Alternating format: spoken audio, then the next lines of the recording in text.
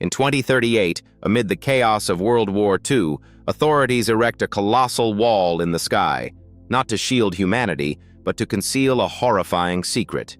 Two alien planets hover silently. No one is allowed to speak of them. Something is clearly amiss, yet discussing it is strictly forbidden.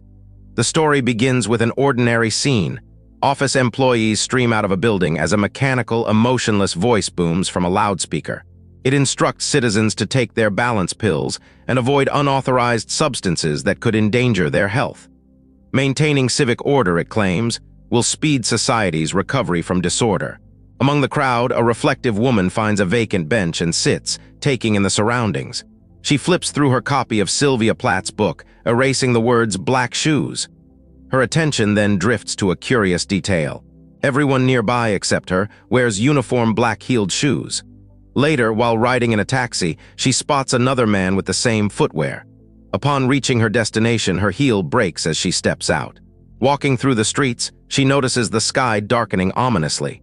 A tornado begins forming in the distance. Seeking refuge, she races toward a nearby cafe, planning to remove her damaged shoes, only to be stopped by a staff member. Inside, she warns the cafe patrons about the looming tornado, but her concerns are ignored. The people, obedient and unquestioning, insist that no official alert has been issued. Even as heavy rain pelts the windows, they remain in denial. Returning home, Denise discovers a piece of broken glass on the pavement. Overcome with despair, she presses it to her wrist, but is interrupted by her neighbor Anton. Calmly announcing his recent promotion, he seems oblivious to deeper meaning. Denise coldly questions whether he ever contemplates the purpose behind his actions. Nearby, a homeless man draws their attention. Anton dismisses him, assuming he lost his mind during the war, yet Denise watches as the man, Weiss, looks skyward and gestures. Following Weiss' indication, she sees the unimaginable, 2 moons suspended over the horizon. Shocked, she rushes to a bank to alert her friend Patrick. She hopes it might signal a long-awaited shift for the better. However, as they exit the building, a citywide broadcast instructs citizens to report anyone defying the rules, promising government support to ensure compliance. As storm clouds gather, Patrick glances upward, uneasy, suggesting that the twin moons may portend something dangerous. Lying in bed later, Denise is shaken awake by an earthquake. Standing beside her, Xenia and her companion glare at her with unmistakable hostility. Later, Xenia demands rent, completely unconcerned that Denise is unemployed and barely occupies any space. Attempting to steer the conversation elsewhere, Denise asks their thoughts on the earthquake and the twin moons, but they merely scoff and walk off without replying. Meanwhile, Lieutenant Daniel Winthrop arrives at a bar with a colleague to discuss a scientist's recent article. A government official pressures the scientist to retract his findings, dangling a prestigious position as incentive, but he refuses. The scientist insists on revealing the truth, believing others deserve to know.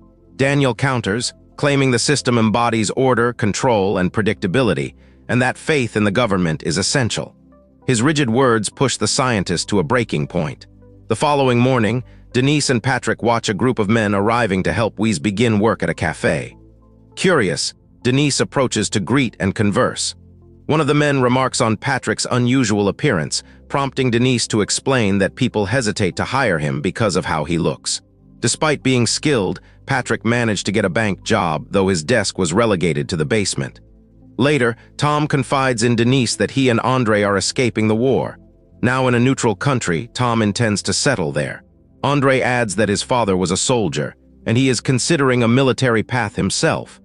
During a taxi ride, Patrick criticizes Denise's lifestyle, urging her to rethink her choices. He warns that continuing on her current path could lead to disaster.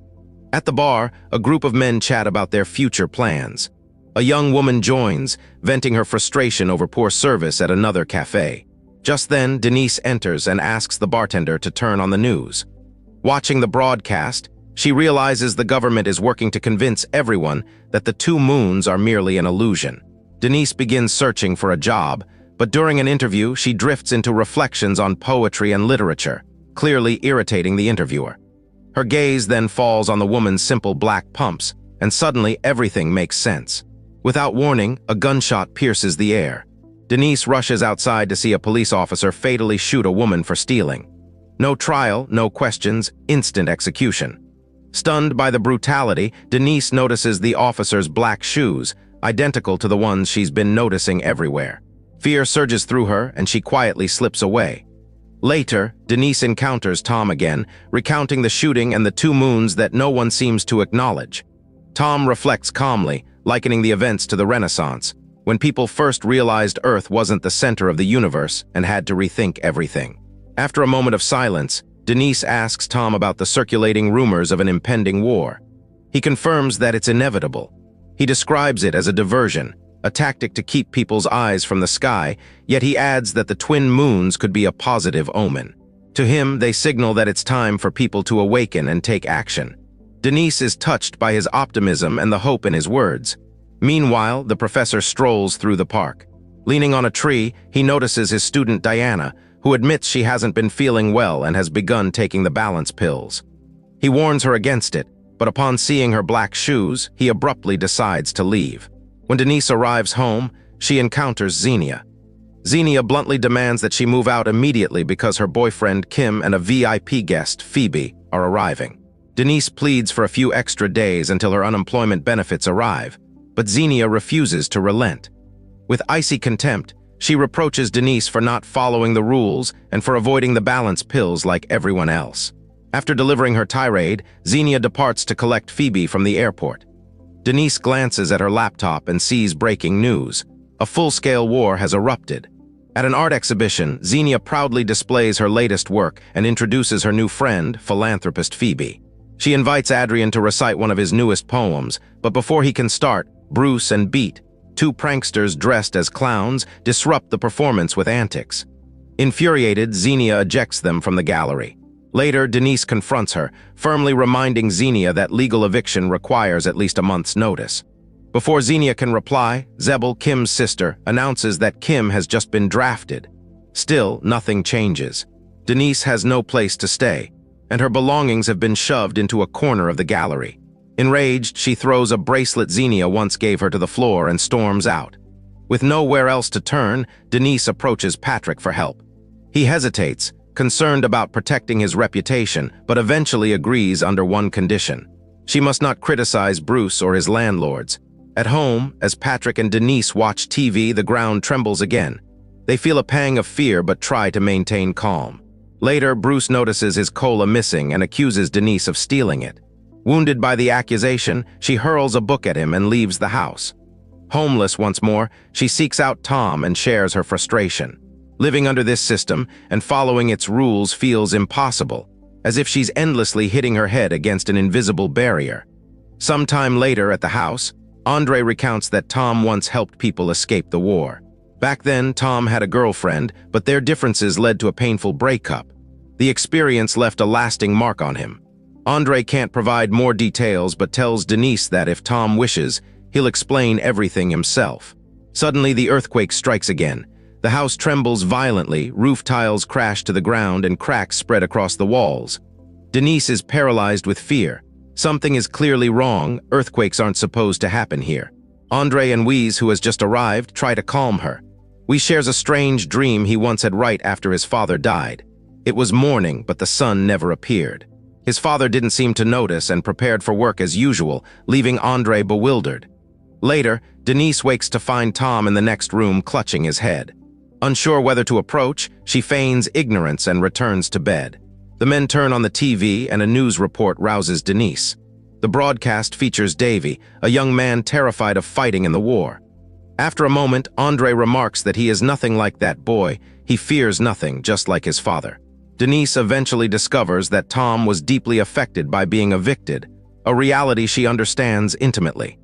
Though she herself has been displaced, it frustrates her that lacking a home doesn't make her a refugee.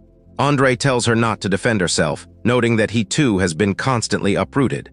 When Denise steps outside to find Tom, he shares what he did before the war. He talks about his previous job repairing computers and his ex-girlfriend, a nurse at the hospital where he recovered from an injury. He loved her and had hoped to take her with him to a neutral country. He also reveals a plan to compile a book of poems, aiming to reach people and inspire change. Denise, however, dismisses it as mere wishful thinking.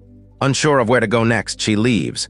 Sitting among her suitcases, she encounters Bruce, who threatens to sue her for throwing a book at him. Denise is bewildered. She feels she has done nothing wrong. Sensing her confusion, Bruce escalates, berating her for all her mistakes, refusing the government's pills, lacking a job and home, and ignoring the rules. Suddenly, Weeze intervenes, defending Denise and distracting the group long enough for her to escape. Later, Denise meets Gianni on the street. She is thrilled and asks for his help, but her excitement quickly fades when she spots Phoebe nearby and learns that Gianni is leaving for Europe with her. From him, she also learns that Adrian has already gone to the mountains. Gianni and his entire group are now on the government's target list. Realizing she must flee as well, Denise panics and rushes toward the bank. On the way, another earthquake hits, but she pushes forward. At the bank, a condescending employee informs her that Patrick has been added to the list and was arrested that morning. Desperate and out of options, she turns once again to Tom for guidance. She realizes she must reach the prison and try to free Patrick. Before responding, Tom shares some of his personal accomplishments. He's completed 10 more poems for his book. Denise doubts the plan will succeed, feeling the book will never reach anyone. Then Tom opens up about his past. Not long ago, after learning of his brother's death, he contemplated something horrific and almost ended his own life. But as he began to cut his wrists, he saw 2 moons and took them as a symbol of hope. Denise is deeply moved by his story, and a tender connection begins to form between them.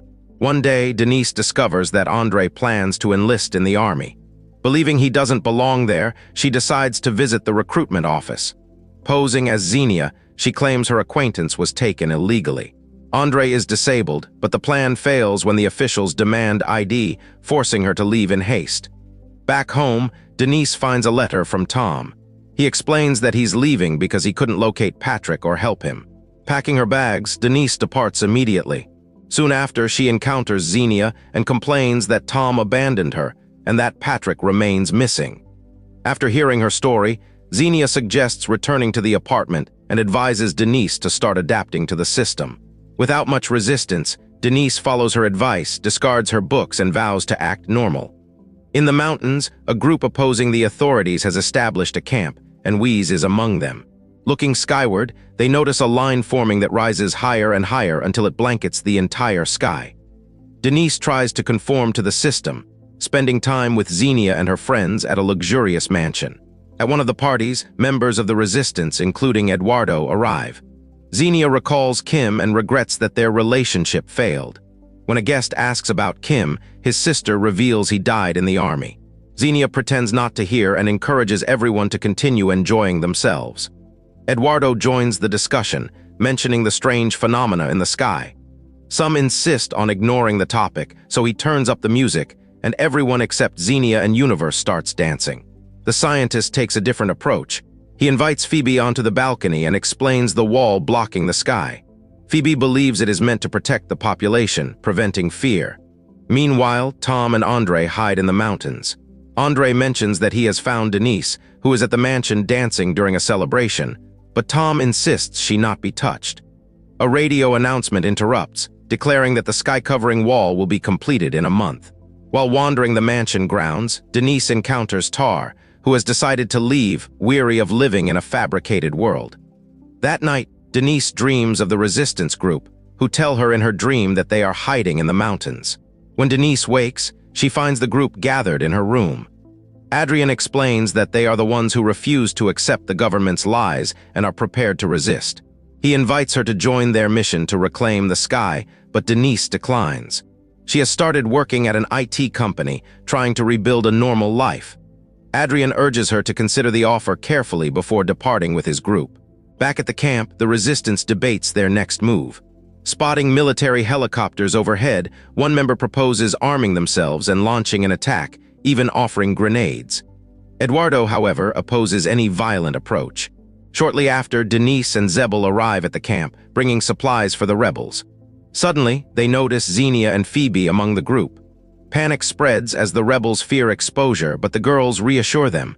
They've known about the resistance for some time and have kept silent. Xenia initially attempts to take Denise and Zebel back home, believing they don't belong there. Just as they prepare to leave, Xenia spots Tom and decides to stay with him. Denise enjoys her time at the camp, spending days with Tom and Andre. One day, despite Xenia's objections, Phoebe and Zebul officially join the resistance. Sometime later, Zebul talks with Tar, who recounts his past as Eduardo's student at the university. Before departing, Eduardo had told him about this hidden place. Soon after, soldiers discover the camp. Eduardo takes action, diverting their attention to himself and leaving Tar in charge. The news announces that executions will occur Friday at 10 o'clock a.m., open to anyone who wishes to watch. Recognizing the urgency, Eduardo seeks help from Daniel, hoping for a favor. Several of his friends are among those condemned, but the lieutenant refuses and gives Eduardo 5 minutes to leave.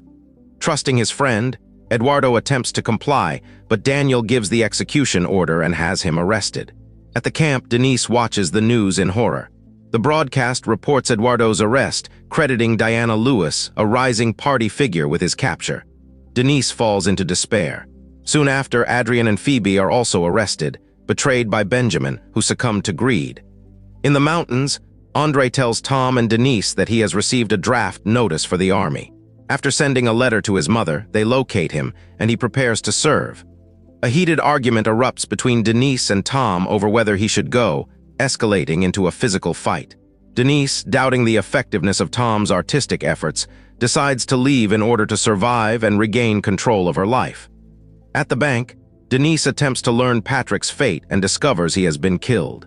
Walking through the devastated streets, she encounters Xenia. Xenia shares that Denise's aunt sent a check so she can start anew in the countryside. With tears in her eyes, Xenia reveals that Kim died in the war, news she had only just learned. Meanwhile, Tom visits Andre at the military camp. Outside, the wall has completely obscured the sun and sky, and Tom cannot understand why Andre is determined to fight others. Andre explains that he is going to serve in a war far away, hoping it will give him a chance to see the North Pole. Tom still struggles to comprehend and tries to pull Andre away, but soldiers intervene and arrest him. Later, walking through the streets, Denise encounters Patrick. Overjoyed to see him alive, she clings to him, but he urges her to leave before it's too late.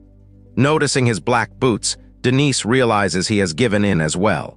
Unsure of her next move, she gets into a taxi which takes her to the execution site. Meanwhile, the world is consumed by war. Cities are obliterated, children are orphaned, and adults are killed or maimed. This devastation is displayed on a massive screen. At the execution site, Denise finds Tom.